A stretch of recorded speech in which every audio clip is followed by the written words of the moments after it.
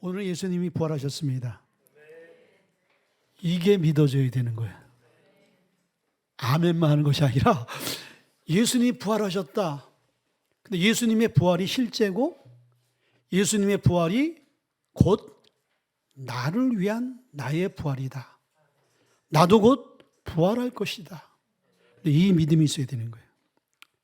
인류는요, 대단한 문명과 과학으로 발전해 나갔지요. 그래서 인류가 정복하지 못한 곳이 없을 정도로 아주 각 분야에 곳곳에 다 문명이 발길이 닿았어요. 다 도전을 했습니다.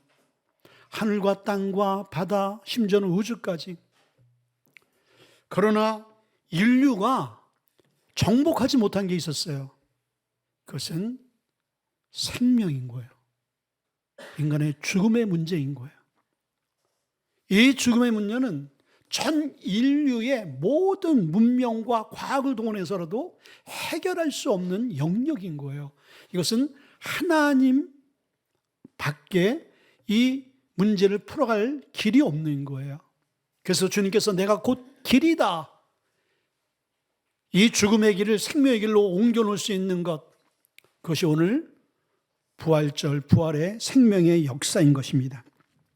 자, 이 부활을 우리가 얘기하는데 이 부활이 과연 실제인가 아닌가를 우리는 의심할 때가 있습니다. 그냥 기독교는 세련돼서 우리가 믿는 건데 예수님이 죽었다 살아나셨어? 그럼 우리도 죽었다 살아나? 도무지 이성적으로, 의학적으로, 과학적으로 그걸 믿을 수 없는 사실인 거예요. 근데 영국의 아주 세계적으로 유명한 역사가이며 교육학자인 토마스 아놀드라는 사람이 이런 얘기를 했어요. 자기는 오랜 기간 동안 세계적으로 유명한 역사들을 연구하며 전해져 오는 모든 문헌과 유물과 고고학적으로 연구한 그 결과를 볼 때 성경이 말하는 예수님께서 죽었다 살아났다라는 그 사실만큼 분명하고 확실한 증거는 없다. 이건 제 얘기가 아니라 세계적인 역사학자가 이야기하는 거예요. 파스칼도 그 얘기를 했어요. 만약에 이 기독교가 예수님의 12제자들이 예수님이 죽으심으로 끝났는데 우리가 부활로 가장해서 하나의 종교로 우리가 이걸 승화시키자라고 거짓말했다라면 그 중에 한 명이라도 양심선언해서 사실을 얘기했다면 기독교는 이미 붕괴했을 것이다. 2000년이라는 세월이 쭉 지나오면서 기독교가 점점 부흥성장하며 그 기독교의 복음을 위해서 세계 오지로 지금도 생명을 내걸고 선교 현장으로 가는 이유가 뭐냐는 거예요. 무엇 때문에 지금 이 시대의 사람들도 하나님의 복음을 위해서 헌신하고 자기의 모든 것들을 가진 것들을 다 내려놓고 자기의 생명까지 올인하며 복음을 전하냐 이거예요. 그것은 부활의 생명이 있기 때문인 거예요. 이것을 우리는 믿어야 되는 거예요. 역사적으로 믿어야 되고요. 이것을 우리는 믿음으로도 믿어야 되는 거예요. 옥스퍼드의 유명한 토임이라는 역사학자도 이 역사, 온 인류의 역사 가운데서 가장 분명하고 확실한 사건, 실제는 예수님의 부활의 사건이다 라고 얘기를 했어요. 일반 평범한 사람이 얘기한 것이 아니라 역사를 연구하는 역사학자가 예수님의 부활만큼 확실하고 분명하고 사실은 이 땅에 없다라고 분명히 얘기했어요. 자, 기독교의 본질은 부활인 거예요. 만약에 이 기독교의 부활이 없다라면은 여러분들 예배할 이유가 없는 거예요. 그냥 기독교는 다른 종교와 일반 다를 게 하나도 없습니다. 그러나 다른 종교와 다른 것은 뭐냐면요, 다른 종교의 창시자들은 여러분들 그 종교를 만들고 다 그들은 하나같이 인간과 같이 똑같이 죽었어요. 죽음으로 끝나버린 것이죠. 그런데 예수님만큼은 죽었다가 다시 살아나셨다라는 거예요. 그래서 예수님이 죽은 자 가운데 다시 살아나서 잠자는 자의 첫 열매가 되셨도다. 아멘. 자, 첫 열매라는 것은 처음에 난 열매죠. 잠자는 자라는 것은 죽은 자, 예수 믿고 죽은 자를 의미하는 거예요. 여러분들이 이제 잠자는 자가 될 거예요. 근데 그 잠자는 자의 부활의 첫 열매다. 첫 열매라는 것은 다음에도 그 열매가 맺힌다라는 것을 이야기하는 거예요. 그러니까 곧 잠자는 자의 첫 열매는 곧 그 부활이 나의 부활이다 라고 말씀하고 있는 거예요. 자, 이 죽음과 이 부활에 대해서 우리가 쉽게 이야기하면요, 요즘에 여러분들 한국의 많은 산 가운데 산불이 많이 나고 있죠. 저도 얼마 전에 제가 다니는 하는 그 산기도에 그 산이 기도하는데 불이 났어요. 기도하고 있는데 냄새가 나서 눈을 떠봤더니 이게 막 불길이 타오르는 거예요. 그래서 그 길이 외길인데 내려가다 보니까 저는 산에서 불이 나는 것을 처음으로 목격했어요. 그 외길인데 그 외길 그 능선 옆으로 불이 막 이렇게 막 타오르는 걸 보면서 야, 불이 무섭구나. 그래서 손새같이 그냥 내려와서 밑에서 그 제가 기도했던 그 산을 봤더니 다 타버린 거예요. 그리고 나중에 그 다음 주에 저번 주에 기도하러 올라갔더니 거기에 한 몇 천만을 들여서 그 팔각정을 이렇게 만들어 놨어요. 아주 고풍스럽게. 근데 그게 다 타서 재밖에 없더라고요. 기아와 그 재밖에 없더라고요. 그 정도로 싹 타버린 거예요. 어떤 등산객이 깊은 산속에서 야영을 하다가 막다른 그런 지형에서 산불을 경험한 거예요. 산불이 막 타오르는데 나중에 이 궁지에 계곡에 갇혀 있는 이 사람도 그 산불에 다 이제 죽을 수밖에 없는 상황이 되어진 거예요. 이 사람이 살 길이 뭘까 막 고민하다가 배낭 하나 뒤져보니까 그 배낭 안에 이제 불을 피워서 음식을 끓여 먹으려고 성냥이 있던 거예요. 그래서 그 성냥 불로 자기 앞에 그 나뭇가지에 불을 붙여버린 거예요. 앞에서는 불이 붙여오고 자기 앞에서 불이 팍 타가다가 결국은 그 앞에서 번져온 불과 자기가 붙인 그 불과 타오르다가 그 불이 그만 자기가 붙인 불 끝에서 딱 멈춰버린 거예요. 왜 멈춰버렸어요? 더 이상 태울 곳이 없는 거예요. 이미 다 태워버렸잖아. 그런데 이 얘기는 뭐냐면요, 우리의 인간의 죽음의 문제를 해결할 수 있는 유일한 방법은 죽음으로밖에 그 문제를 해결할 수 없는데, 인간이 죽었다 다시 살아나서 죽음의 문제를 해결할 수 없잖아요. 마치 여러분들 내가 불을 붙여서 내 앞에 모든 그런 이 불들이 다 붙어서 타서 더 이상 탈 수 없는 곳에 딱 섰을 때 안전함을 느꼈잖아요. 여러분들 영원한 생명과 부활의 생명이 그렇다는 거예요. 죽음의 그 불들이 내 앞에 막 도전해 오지만 이미 예수님께서 십자가상에서 우리 위해서 죽으신 그 불이 이미 다 태워서 우리를 안전한 곳에 세워놓으신 거예요. 그것이 부활의 생명인 것입니다. 더 이상 이 죽음의 화마가 우리를 주장할 수 없는 거예요. 그래서 예수 믿는 사람들은, 부활의 생명을 가진 사람들은 이 죽음에 대해서 두려워하지 않을 수 있다는 것이죠. 바라옵기는 여러분들 이 예배를 통해서, 이 말씀을 통해서 여러분의 마음속에, 여러분의 신앙 속에 이 부활의 신앙이 자리 잡을 수 있기를 주님으로 축원을 드립니다. 아멘. 자, 그러면 이 부활의 생명, 이 부활의 신앙은 우리의 삶 가운데 어떤 신앙으로 나타나냐 이거예요. 부활의 생명이 우리의 삶 가운데 임하게 되어지면 분명히 부활의 생명이 우리의 신앙생활 가운데 나타나는 거예요. 첫째는요, 부활의 생명은요, 평강의 삶으로 이어진다는 거예요. 아멘. 자, 말씀이 19절의 말씀 보니까 이날 곧 안식 후 첫날 저녁 때 제자들이 유대인들을 두려워하여 모인 곳의 문들을 닫았더니 예수께서 오사 가운데 서서 이르시되 너희에게 평강이 있을지어다. 부활하신 예수님께서 두려워하는 제자를 찾아가서 첫 번째 하신 말씀, 그 말씀은 너희에게 평강이 있을지어다. 그 말씀이 21절에도 예수께서 이르시되 너희에게 평강이 있을지어다, 평강이 있을지어다, 평강이 있을지어다 두 번 얘기한 거예요. 왜 평강을 선포했을까요? 이들에게 평강이 필요하기 때문에. 자, 지금 주님의 제자들은 어떤 상태예요? 19절 말씀 보니까, 오늘 19절의 말씀 보니까 뭐라고 말씀하셨어요? 제자들이 유대인들을 두려워하여 모인 곳에 문들을 닫았더니 누구 때문에? 유대인들이 어떤 사람들이에요? 예수님 십자가에 못 박아 죽이라고. 그리고 유대인 가운데 제사장과 종교 지도자들이 예수님을 죽였어요. 자, 예수님을 따르던 주님의 제자들은 당연히 잡히면은 예수님과 같이 처참하게 고통당하고 죽임을 당할 것에 대한 두려움이 있었던 거예요. 그래서 오늘 19절에 보니까 문들이라고 복수로 얘기해 주고 있어요. 모든 문들을 하나만 잠근 것이 아니라 문이 있는 문마다 다 2겹, 3겹으로 다 잠가버린 것이죠. 왜 그들을 꽁꽁꽁 이렇게 가둬두고 잠기게 만들었을까요? 두려움 때문에. 자, 여러분들, 두려움은요, 우리를 억압시키는 거예요. 두려움이 찾아오게 되어지면요, 우리는 갇혀서 있을 수밖에 없는 거예요. 자유함이 없어요.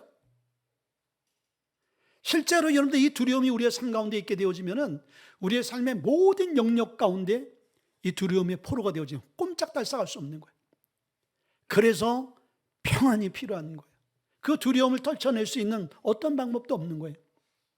마음의 평화라는 책에 이런 이야기가 나와요.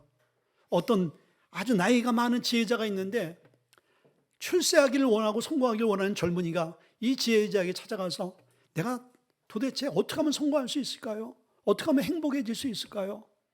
그래, 그러면 청년이 그 원하는 성공이 뭐야? 뭐가 필요해? 그래서 첫째는 건강이 필요하지요. 둘째는 많은 돈이 필요하지요. 셋째는 잘난 이 외모가 필요하지요. 넷째는 명의가 있어야지요. 그 다음에 권세가 있어야지요. 이런 걸 다 얘기한 거예요. 그러면 네 자신이 성공하고 네 자신이 행복할 것 같아? 이거면 행복하고 편안하죠. 그랬더니 그 노인네가 얘기하기를, 자네는 가장 중요한 것 하나, 그게 빠지면은 너의 모든 요구는 의미가 없어. 그게 바로 평안이야. 여러분들, 우리 안에 평안이 없으면 건강에도 건강한 몸 안에 여러분들 두려움이 가득 차이고 근심, 걱정, 스트레스를 같이 하면요, 행복한 사람이 아닌 거예요. 물질이요, 재벌같이 돈을 쌓아놓고 있고 매일 막 그냥 돈이 수백억이 여러분들 모아지더라도 평안이 없으면 지옥인 것이죠. 성공하고 잘나고 권세와 힘이 있을지라도 여러분, 대통령 부러워하죠. 대통령 한번 되고 싶죠. 얼마나 대통령인데 골머리를 썼겠어요. 얼마나 대통령인데. 모르는 사람이나 대통령 하지요. 여러분들 사람과의 관계가 얼마나 힘든 것인 줄을 아는 사람들은요, 대통령 자리 가지 않을 겁니다. 그게 지혜로운 자인 것이죠. 마찬가지로 여러분들, 행복의 조건은 뭐예요? 평안인 거예요. 평안이 있게 되어질 때 비록 건강과 물질과 그 명예와 그 권력이 없을지라도 참된 만족과 기쁨을 누릴 수 있는 것이죠. 그러나 세상 사람들이 추구하는 그 모든 것들을 다 소유했을지라도 그 마음이 지옥이고 그 마음의 두려움과 그 마음의 평강이 없다라면요, 이건 행복한 삶이 아닌 거예요. 예수님의 제자들이 그런 삶을 살고 있어요. 다 갇혀서 그 방 안에서 도무지 한 발자국도 나갈 수 없는 그 두려움 가운데 놓여 있는 것이죠. 주님이 찾아오셨습니다. 그래서 너희에게 평강이 있을지어다. 자, 예수님이 뭐라고 말씀하세요? 내가 곧 길이요 진리요 생명이다. 내가 곧 진리라고 그랬어요. 진리가 너희를 자유케 한다. 너희가 두려워하고 너희가 가장 지금 두려워하고 있는 것은 죽음에 대한 두려움인데, 내가 죽었다 살아났잖아. 내가 장본이잖아. 너희들이 죽음을 맞이할지라도 죽음으로 끝나는 것이 아니라 나를 봐. 내가 부활했잖아. 나의 부활이 곧 너의 부활이야. 그 현장을 목격한 주님의 제자들은 그때서야 뭘 얻게 되어진 거예요? 참된 평안. 모든 상황과 환경과 죽음을 이겨낼 수 있는 그 평안이 그 사람들을 다 사로잡은 것이죠. 여러분 삶 가운데 이 평안이 있어야 되는 거예요. 아멘. 근데 이 평안은 어디서 주어지는 거예요? 여러분들, 우리의 평안을 어디서 찾으려면요, 마음이 편안해지면 평안이 오겠지. 그래서 마음의 힐링을 하고 좋은 곳을 보고 좋은 곳을 먹고 좋은 곳에 영향을 받으려고 해요. 그리고 우리의 환경을 좀 바꾸고 환경이 좀 바꾸어지면 평안이 올 거다. 근데 여러분들 좋은 거 먹고 좋은 거 듣고 좋은 거 소유하고 좋은 환경에 놓여 있어도 그것은 일시적인 거예요. 영원하지 않습니다. 또 그 좋은 곳에서 또 상황과 환경이 또 바뀌어지면요, 우리에게 또 뭐가 찾아와요? 두려움과 근심 걱정이 찾아오는 거예요. 그래서 이 평안은 어디서 찾아야 되냐? 평안은 관계에서 찾아야 되는 거예요. 관계. 그 관계가 어떤 관계예요? 하나님과 나와의 관계에서 찾아야 됩니다. 왜? 그분이 주시는 거기 때문에. 두려움 가운데 갇혀 있는 그곳에 주님이 찾아오셨잖아요. 주님이 없을 때는 그들이 두려움 가운데 꼼짝달싹할 수 없었지만은 그 두려움 가운데 주님이 찾아오셔서 주님과 그들이 하나가 되어질 때 그때 주님의 평강이 그들 안에 소유되어지고 그들 안에 역사하게 되어진 것이죠. 그렇죠. 그래서 주님이 내 안에, 내가 주님 안에 거할 때 평안이 오는 거야. 그래서 예수 믿는 사람들의 평안이 바로 이 평안이라는 거예요. 그러니까 예수 믿지 않는 사람들은 이 평안을 이해할 수 없고 경험할 수 없고 가질 수 없는 거예요. 소유하기 위해서는 어떻게 돼요? 당신도 예수를 믿어야지. 당신도 예수 안에 들어와야지. 그럼 누구든지 값없이 주는 그 예수님의 평안을 당신도 누릴 수 있게 되어진다는 거예요. 자, 여러분들 이 관계, 그러니까 예수님과 나와의 관계에서 평안이 주어지는데 여러분들 이걸 너무 어렵게 생각할 필요 없어요.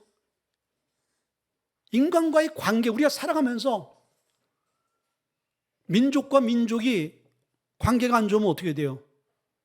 싸우는 거예요. 중국과 우리의 관계가 안 좋으니까요, 중국에서 그냥 여행자 단체 여행을 딱 막아버렸어요. 그러니까요, 명동이고 어디고 썰렁했잖아. 얼마 전에 명동을 가봤더니요, 다시 부활됐어요. 중국 사람들과 외국 사람들이 얼마나 많은지 몰라요. 왜 그렇습니까? 외교적으로 관계가 회복되어지니까 소통이 되어지는 거예요. 자, 인간의 관계. 자, 남편과 아내의 관계가 안 좋으면 어떻게 돼요? 평안이 있어요, 없어요? 지옥인 거예요. 부모와 자식과의 관계가 안 좋으면 어떻게 되어지죠? 너무나 힘든 관계가 되어지는 거예요. 사람과 사람의 관계 안에서도 여러분들 그 관계가 잘못되어지면은 평안이 없단 말이죠. 그런데 우주 만물을 창조하시고 인간의 생사업을 주관하시는 그분과 우리의 관계가 잘못되어졌다면 당연히 우리 안에 평안이 없는 것은 당연한 거예요.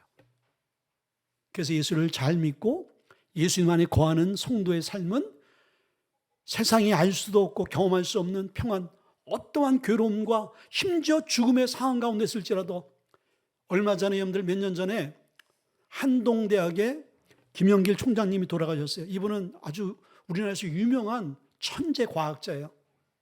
근데 그분이 돌아가시기 전에 뭐라고 말씀하는지 아세요? 나는 죽음이 기쁘다. 어떻게 여러분들 죽음이 기쁠 수가 있어요? 여러분이 죽음의 현장 가운데 있으면 그 얘기를 할 수 있겠어요? 저도 몰라요. 그래서 저는 늘 기도해요. 하나님, 저도 그런 고백을 할 수 있도록 저에게도 하나님 그런 흔들리지 않는 부활의 믿음을 주세요. 여러분 기도하셔야 돼요. 죽음이 기쁘다는 거예요. 왜 죽음이 기쁩니까? 아니, 예수 믿는 사람들이 창세기부터 여러분들 요한계시록까지 예수님께서 누누이 말씀하시는 것, 이 땅보다 하나님의 영원한 나라를 사모하라. 이 땅에 보화를 쌓아두는 것이 아니라 하나님 나라에 보화를 쌓아두라. 이 땅은 잠시 없어져 안개와 같고 이슬 같은 거다. 영원한 세계는 하나님의 나라다. 그렇게 우리에게 늘 말씀해 주고 있어요. 근데 그것이 믿어지고 그것이 실제라면 이 땅에서 근심, 걱정, 두려움, 불안, 초조, 스트레스, 그리고 평안이 없는 이 땅에서 우리가 그렇게 힘들고 어렵게 살아가느니 영원한 하나님의 나라, 영원한 평강과 영원한 기쁨과 영원한 행복이 있는 그 나라가 실제한다라면 그 나라가 가고 싶지 않겠어요? 옛날에 한국 사람들이 보릿고개 정말 못 먹고 못 입던 시대는요, 꿈에도 그리는 것이 미국 가는 거였어요. 왜? 미국 이민 가게 되어지면요, 막일을 하더라도 먹고 사는 데는 지장이 없으니까 미국이 좋은 나라로 생각하는, 수단과 방법 가리지 않고 미국을 가고 싶어 했어요. 이 땅에 우리가 살아가면서 하나님 나라가 이렇게 좋은 것이고 하나님 나라가 실제한다라면 그 나라를 사모하는 것이 당연한 거예요. 그러나 우리는요, 이율배반적으로 말로는 사모한다 하면서 우리의 마음은요, 이 땅을 사모하고 있는 거예요. 부활의 이 복음 앞에 우리가 하나님의 영원한 생명을 소유하고 그것을 나의 생명으로 내 삶 가운데서도 언제 어느 때 주님 앞에 서야 될 그날이 올지는 모르지만 그때 아버지 내 영혼을 주님께 맡깁니다. 내 영혼을 받아주세요 라고 기쁨으로 할렐루야 하고 주님 나라에 입성할 수 있는 김용기 총장님 같은 그런 믿음의 소유자가 될 수 있기를 주님으로 축원을 드립니다. 두 번째는요, 부활의 삶은 선교적 삶으로 이어진다라는 거예요. 자, 21절 보니까 예수께서 또 이르시되 너희에게 평강이 있을지어다 아버지께서 나를 보내신 것 같이 나도 너희를 보내노라. 아멘. 예수님께서 그 두려움 떨고 있는 가운데 있는 그들에게 나타나셔서 그들을 위로하시고 그들에게 미션을 주셨어요. 그것은 나를 보내신 것 같이 나도 너희를 보내기를 원한다. 아멘. 그래서 여러분들 우리 예수 믿는 저와 여러분들은요, 보내심을 받은 자인 거예요. 예수님께서 이 땅에 최초로 선교사로 오신 거예요. 우리를 구원하시려고. 그리고 그분이 부활하셔서 가시면서 우리에게 다시 선교사로 임명하신 거예요. 이건 선교사님도 계시지만은 우리는 보냄을 받은 자다. 그럼 목사님, 강도사님, 전도사님, 그리고 선교사님, 그 사람들 외에는 우리는 아니지. 우리는 그냥 평범한 사람들이지.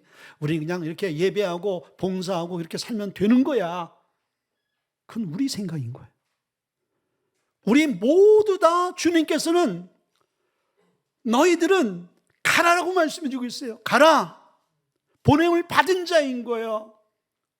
그래서 예수님의 제자들을 예수님이 3년이 넘도록 함께 동고동락하면서 먹고 마시고 현장에 데리고 다니면서 하나님의 나라 복음을 증거하고 실습과 훈련을 시킨 이유가 뭡니까?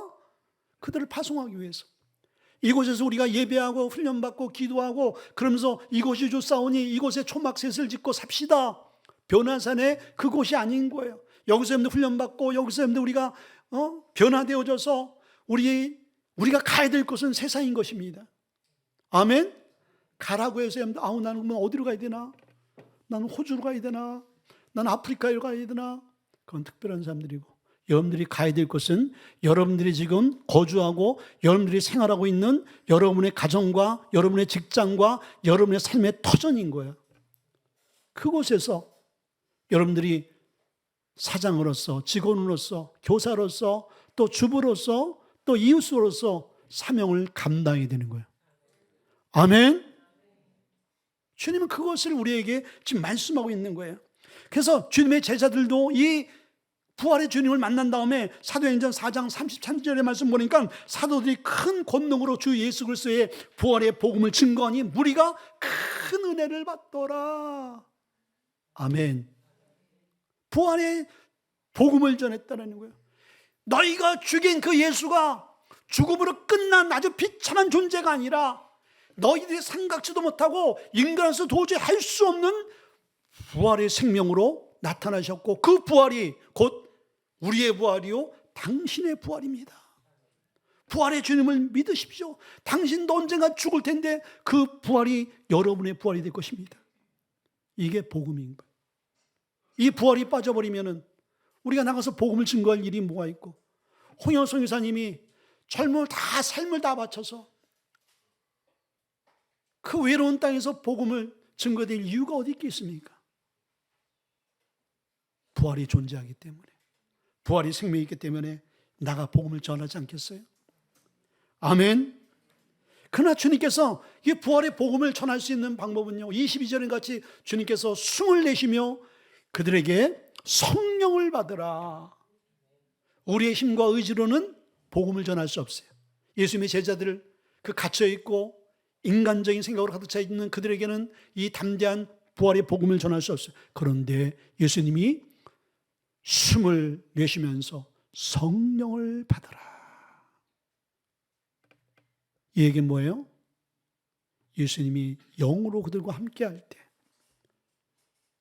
르하우, 보혜사 성령이 우리에게 임하게 되죠. 보혜사 성령은 깨닫게 하시고, 그리고 우리에게 의지를 주시고 감동을 주시고 행하게 만드시는 우리의 교사인 거예요.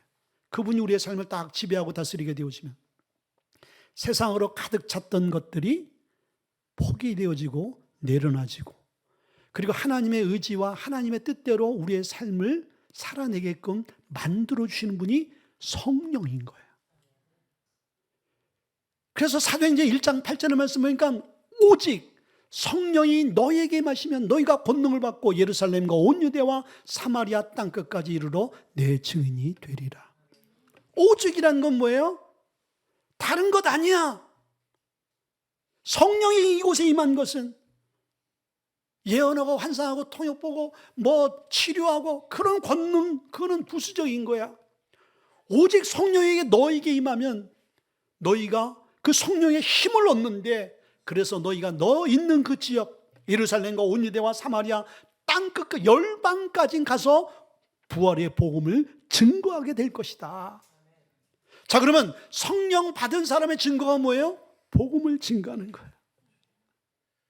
내가 성령의 사람인가, 아직 성령 충만하지 못한 사람인가를 확인할 수 있는 것은 내 입술에 복음이 선포되는가, 복음의 발길이 있는가. 왜? 이것은 사도행전 1장 8절 말씀을 통해서 아주 못으로 딱 박아놓은 거예요. 오직 성령이 너희에게 임하시면 너희는 땅끝까지 이르러 복음을 증거한다. 성령이 임한 교회는 딴짓할 수가 없는 거예요. 선교에 올인할 수밖에 없는 거예요. 성령 받은 성도는 살든지 죽든지 먹든지 마시든지 복음을 증거하게 되어 있는 거예요. 그렇죠. 그러면 우리의 입술에 복음의 입술이 되지 못하고 우리의 발걸음이 복음의 발걸음이 되지 못한 것, 이것으로 끝나버리면은 난 그냥 복음을 증거하지 못하는 자, 난 성령 충만하지 못한가 보다, 이것으로 끝나면 안 되는 거예요. 로마서 8장에 하나님의 영이 없으면은 육신의 사람이라고 했어요. 육신의 사람은 곧 패망할 사람이라고 말했어요. 그러나 영의 사람은 그 안에 생명과 평안이 있다. 그 생명은 뭐예요? 하나님의 부활의 생명인 거예요. 그래서 우리가 구해야 될 것은 하나님 성령의 충만함을 주세요. 성령의 능력을 주세요. 여러분들, 우리가 222비전이 그냥 구호로 끝나는 것이 아니라 그것은 성령 받은 사람의 삶의 열매인 거야. 그래서 우리가 잘 아는 요한복음 15장 8절에 이렇게 말씀이 있어요.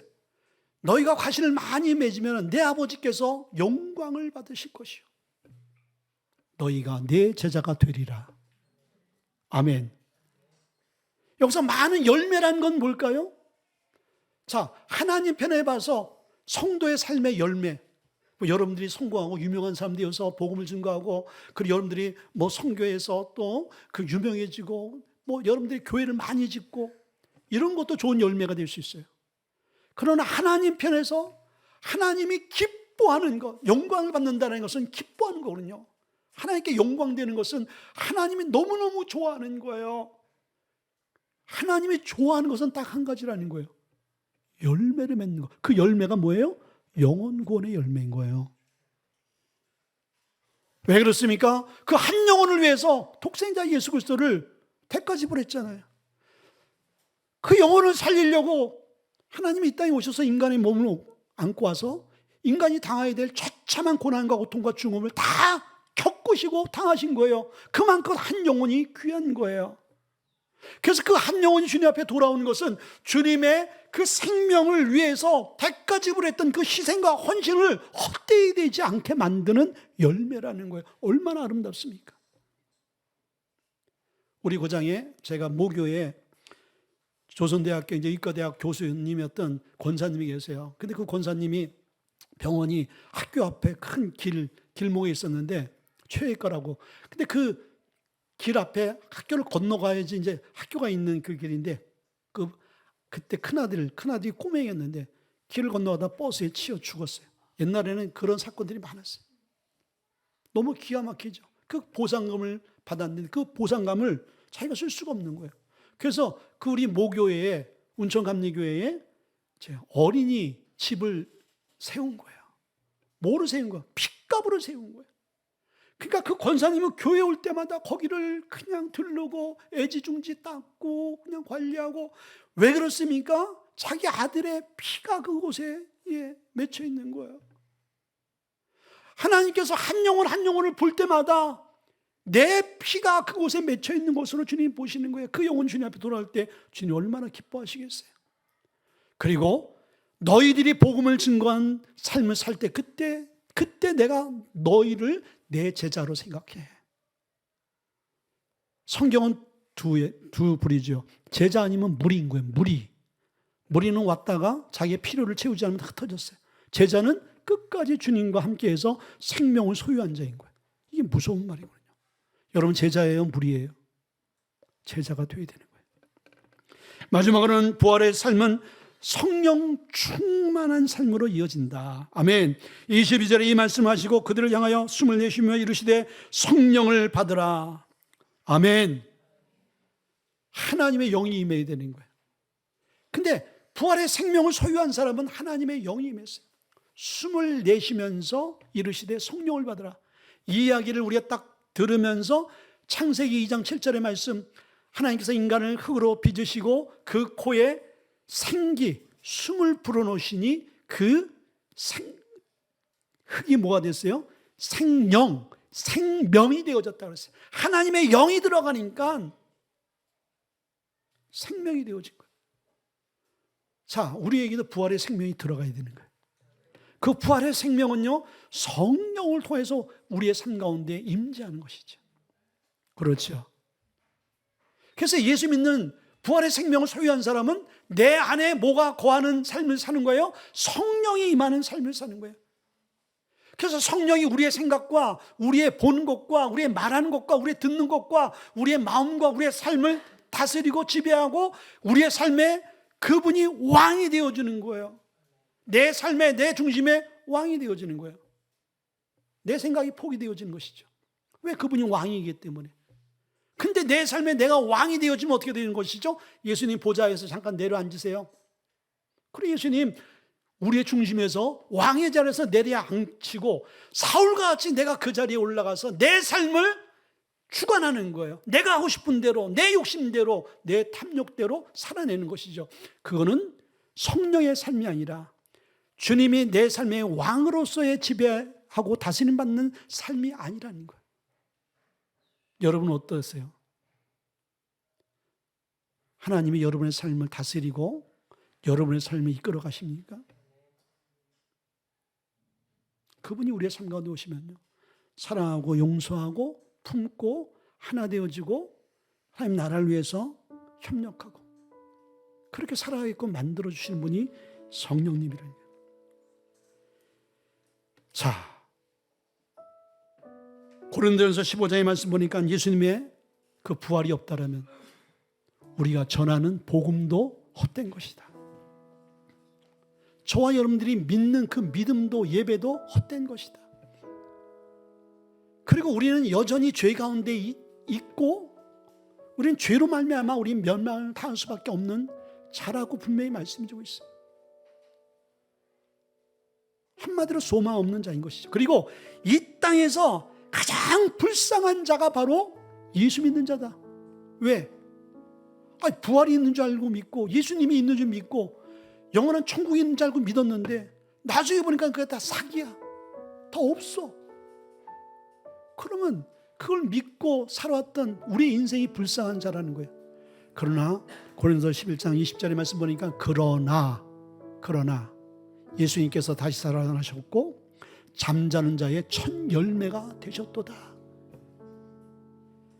이영표 축구선수가 그 얘기를 하더라고요. 정말 하나님이 살아계시는지 지옥이 천국에 있는지 한번 여러분들이 배팅해 보라는 거예요. 만약에 여러분이 하나님이 있는 것 같이 예수를 믿고 죽었어. 근데 천국이 없어. 밑죄의 번제이라는 거예요. 그냥 그런데 내가 믿어지지 않는데 예수님이 있는 것 같이 믿고 헌신하고 삶을 살았어. 근데 죽었는데 정말 천국이 있어. 그 사람은 손해보는 삶이 아니라는 거예요. 그런데 무슨 천국이 있어, 무슨 지옥이 있어, 무슨 하나님이 계셔, 그렇게 예수 믿지 않고 딱 죽었는데 천국이 실제한다라는 거예요. 그러면 그 사람의 인생이 어떻게 되겠다는 거예요. 그래서 인생은 도박이라는 거예요. 믿음으로 올인하는 거예요. 여러분 여기저기 보는 것이 아니라 한번 올인해 보세요. 왜 2000년 동안 기독교의 복음이 더 강성하게, 더 왕성하게 사람의 생명과 사람의 마음을 움직여서 변화가 일어나고 복음이 들어가는 곳마다 새로워지고 복음이 들어가는 곳마다 생명이 나타나냐 이거예요. 말씀을 믿겠어요. 우리가 잘 아는 요한복음 11장 25절에 주님께서 우리에게 분명히 말씀해 주셨습니다. 예수께서 이르시되 나는 부활이요 생명이니 나를 믿는 자는 죽어도 살겠고 살아서 믿는 자는 영원히 죽지 아니하리라. 이것을 믿느냐?